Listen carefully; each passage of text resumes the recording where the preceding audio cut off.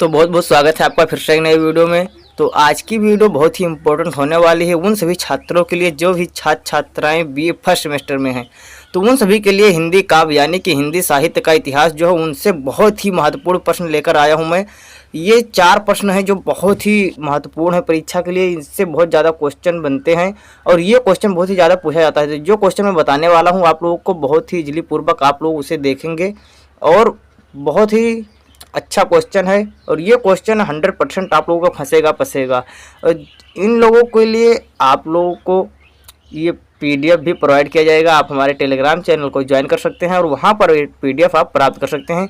बहुत ही अच्छा ये पीडीएफ है, बहुत ही अच्छे क्वेश्चन है। तो चलिए हम लोग बता दें आप लोगों की कौन कौन सी यूनिवर्सिटी के लिए उपलब्ध है। तो ये जहाँ तक है कि बहुत सारी यूनिवर्सिटियों के लिए देख लीजिए अवेलेबल है। इतनी सारी यूनिवर्सिटियों में ये वर्क करेगा और यहाँ तक सभी यूनिवर्सिटियों के लिए अवेलेबल है। इतनी यूनिवर्सिटियों में सिलेबस जारी किया गया है फर्स्ट सेमेस्टर और फर्स्ट ईयर वालों के लिए। तो चलिए बिना देरी किए हम लोग देखते हैं कौन कौन से क्वेश्चन हैं जो बहुत ही ज़्यादा इम्पोर्टेंट हैं। तो चलिए शुरू करते हैं।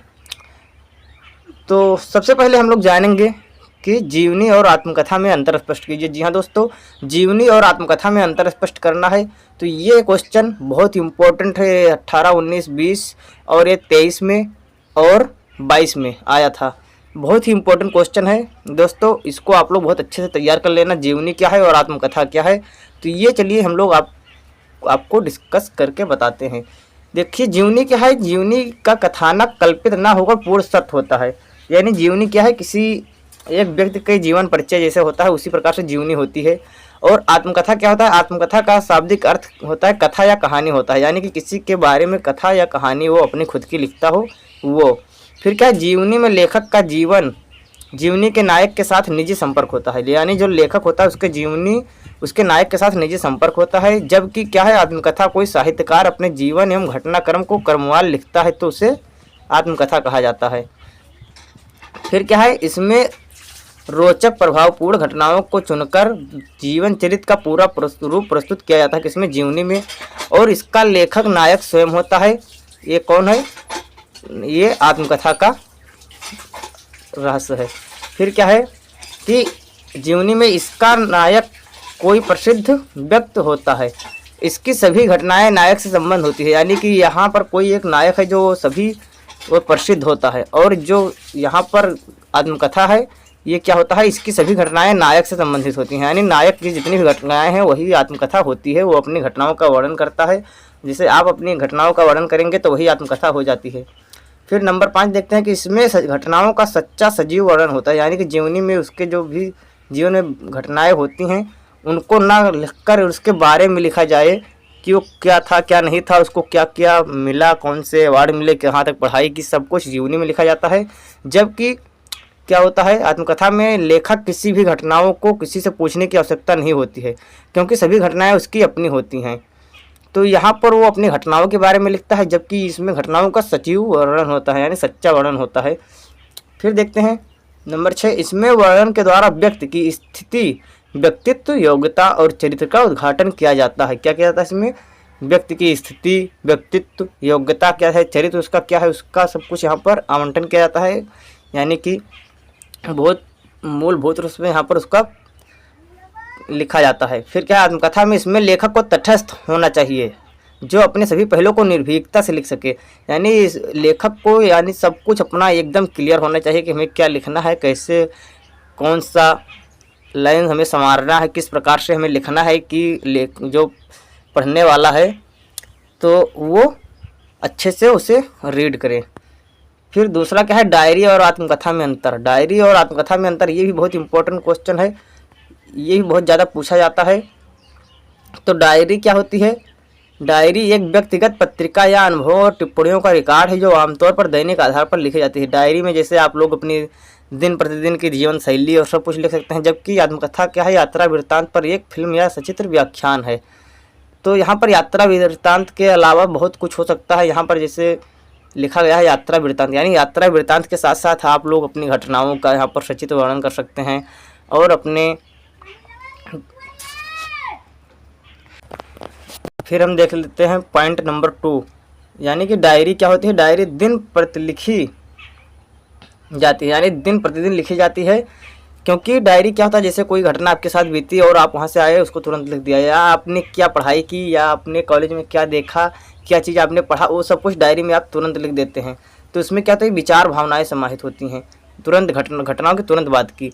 तो ये हो गई डायरी। और आत्मकथा में लेखक के जीवन की महत्वपूर्ण घटनाओं को प्रतिबिंबित करते हुए घटना के बाद लिखी जाती है। यानी कि जैसे आपके 2 साल पहले 3 साल पहले आपके साथ क्या हुआ था, क्या बीता था, तो उन सभी का संस्मरण करके आत्मकथा के रूप में परिवर्तित करना, तो ये होता है आत्मकथा। फिर क्या है, डायरी उस समय चल रहे तत्कालिक विचारों और अनुभवों के बारे में होती हैं। और लेखक क्या होता है, लेखक को कुछ घटनाओं के बारे में याद हो सकता है कि उन्होंने उस समय क्या महसूस किया या सोचा था, लेकिन ज़्यादातर आत्मकथा दूर की यादों से ली जाती है। जैसे मैंने बताया कि बहुत सालों पहले की, जैसे कि आप 2 साल, 1 महीने, 6-7 महीने, 8 महीने, 1 साल, 1.5 साल, 2 साल, इस प्रकार की घटनाओं को आप याद करें, सोचें, फिर उसके ऊपर एक व्याख्यान करें कि कैसे हम उसे लिख सकते हैं। तो ये सब घटनाएं क्या होती हैं, आत्मकथा बोली जाती हैं। और बाकी आप लोग देख लेना, यहाँ पर आज घटित घटनाओं का बारे में लिखना, डायरी, तो ये सब होता है। आप लोग पढ़ लेना, टेलीग्राम और व्हाट्सएप ग्रुप पर मिल जाएगा, आप लोग वहाँ से डाउनलोड कर लेना। फिर क्या है, मध्ययुगीनता और आधुनिकता, ये भी महत्वपूर्ण है, ये भी पूछा जाता है। तो मध्यकाल शब्द का स्पष्ट अर्थ आधुनिक काल का पूर्ववर्ती काल है। यानी मध्यकाल आप लोग को पता होगा कि जो आदिकाल है और आधुनिक काल, इसके बीच का क्या है, मध्यकाल। तो उसका अर्थ है प्राचीन काल के बाद आता है। जो प्राचीन काल आदिकाल है उसके बाद का मध्यकाल। और आधुनिक काल क्या है, नूतनता यानी कि नवीनता का प्रतीक है और परिवर्तनों की ओर संकेत करता है। मध्यकाल में उसके लिए ऐसी परिस्थितियां नहीं बनी हैं, जबकि आधुनिक काल में समय सामान्य मनुष्य विभिन्न स्तरों पर परिवर्तित होने का बाध्य हुआ है। यानी आधुनिक काल में जो मनुष्य है वो परिवर्तित हो रहा है, जब सभी स्तरों पर, जैसे कि आप लोग देख रहे हैं टेक्नोलॉजी में और सभी चीज़ों में बहुत ही ज़्यादा विकसित कर रहा है, परिवर्तित हो रहा है। तो ये है आधुनिकता और ये है मध्ययुगीनता। वर्ण विषय की दृष्टि से मध्यकाल में भक्ति भावना, श्रृंगार, प्रेम, वीरता, प्रशस्त नीति और काव्यशास्त्रीय विवेचन की परंपरा रही है। क्या रही है, जैसे मध्यकाल में भक्ति थी, श्रृंगार, प्रेम, वीरता, सब जितने भी थे ये सब कहाँ थे, मध्यकाल में। और आधुनिक काल में क्या है, राष्ट्रीयता है, संघर्ष है, राजतंत्र है, प्रजातंत्र है, विभिन्न प्रकार की समस्याओं पर केंद्रित है। तो ये सब है। तो जैसे कि श्रृंगार रस की भावना, वीर रस की भावना और काव्य शास्त्री, ये सब कहाँ मिलते थे, मध्यकाल में आप लोगों को। अब आधुनिक काल में बहुत ही कम मिलेंगे।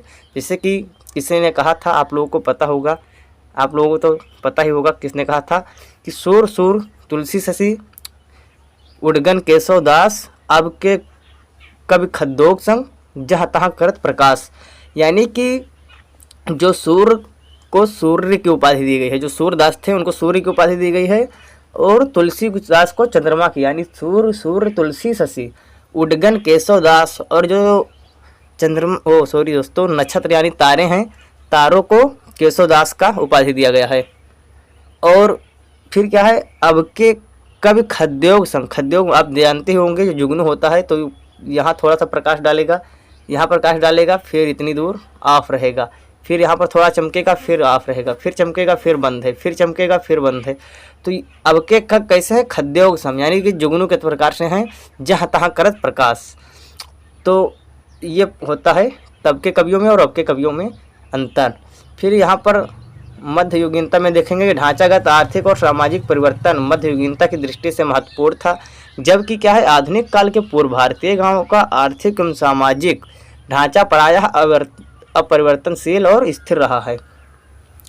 मध्यकाल में जहां बैलगाड़ी तथा घोड़ा गाड़ी के यातायात के मुख्य साधन थे, तो आधुनिक काल में क्या हो गया, रेल हो गया, बस यातायात के साधन हो गए बहुत सारे। आप लोग देख रहे हैं कि इलेक्ट्रिक स्कूटर, इलेक्ट्रिक ऑटो, सब कुछ चल गया है। तो ये सब आधुनिकता की ही प्रतीक है।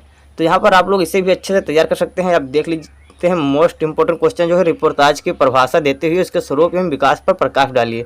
तो रिपोर्टाज किसे कहते हैं, तो रिपोर्टाज की भूमिका आप लोग देख लेना।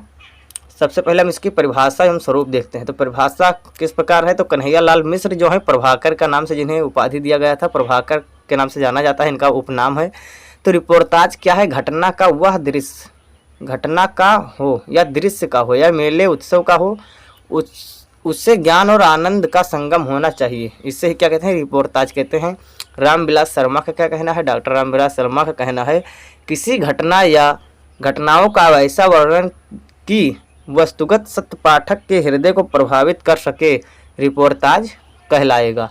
फिर क्या है, रिपोर्टाज साहित्य का इतिहास यहाँ पर आप लोग देख सकते हैं। और वीडियो हमारे ख्याल से बहुत ज़्यादा लंबी हो रही है, तो हिंदी में रिपोर्टाज का सूत्रपात करने का श्रेय संभवतः श्री कन्हैया लाल मिश्र प्रभाकर को होता है। 1926 में गुरुकुल कांगड़ी की रजत जयंती से संबंधित उनका रिपोर्टाज संभवतः हिंदी का प्रथम रिपोर्टाज है। रजत जयंती इनका पहला रिपोर्टाज था। तो यहाँ पर उनके बारे में फिर आप लोग देख सकते हैं, बहुत ही ज़्यादा दिया गया है। और यहाँ से फिर उपसंहार आप लोगों को अच्छे से लिख देना रहता है कि उपसंहार हिंदी गद्य साहित्य की यह विद्या विकास की संभावनाओं से पूर्ण है। ये विद्या नहीं है, विधा हमें लग रहा है होना चाहिए था, यह विधा विकास की। फिर क्या है, भविष्य में जिंदगी का पूरा यथार्थ जब साहित्य में रूपांतरित होने के लिए मचल उठेगा, तब रिपोर्टाज जैसी गद्य विधा और समृद्ध होगा।